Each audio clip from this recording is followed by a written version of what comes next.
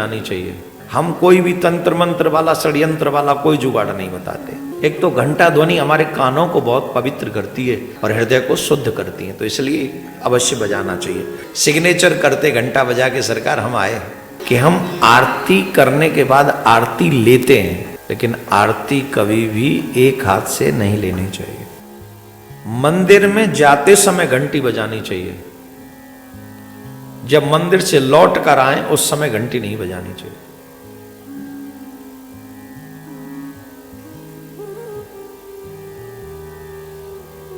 Almost कई लोग क्या करते हैं, जाते में भी बजाते हैं और लौटते में भी बजाते हैं।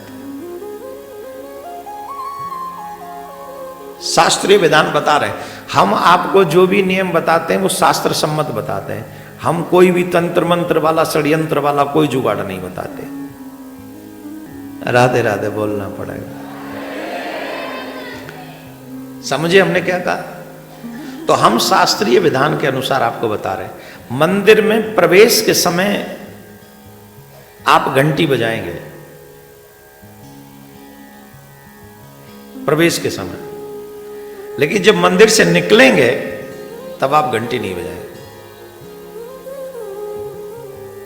जब हम जाते हैं तो घंटी बजाने का महत्व है बहुत। एक तो घंटा ध्वनि हमारे कानों को बहुत पवित्र करती है।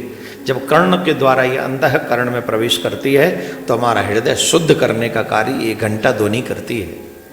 इसलिए अच्छी ध्वनि कानों को शुद्ध अच्छा लगता है और हृदय को शुद्ध करती है, तो इसलिए अवश्य बजाना चाहिए।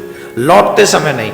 घंटा इसलिए भी बजाते जब हम जाते हैं तो मानो ठाकुर जी के यहाँ हमारा सिग्नेचर होता है मंदिर में। सरकार हम भी आए हैं, जरा देख लीजिए। तो सरकार तो वैसे जाने ही जाते हैं, पर हम अपनी तरफ से सिग्नेचर करते घंटा बजा के सरकार हम आए। लेकिन लौट के जाने का मतलब है कि ये बताना कि नहीं नहीं हम जा भी रहे हैं, बताना है ही नहीं।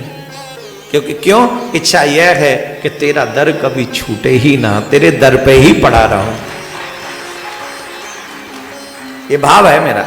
तो इसलिए घंटा ध्वनि मंदिर में प्रवेश के समय करें, वापस में न करें। दूसरा,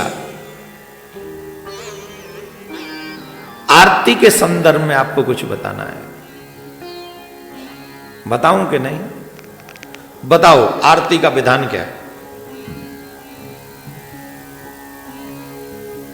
हर घर में आरती करते ही हो, बताओ। जब हम भगवान की आरती करते हैं, सदगुरुदेव भगवान की आरती करते हैं,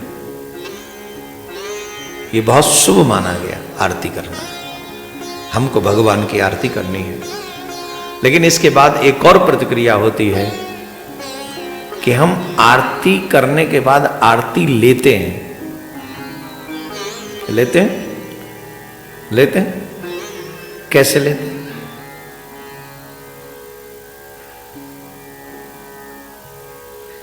कई हम जैसे मूर्ख एक हाथ से आरती लेते हैं,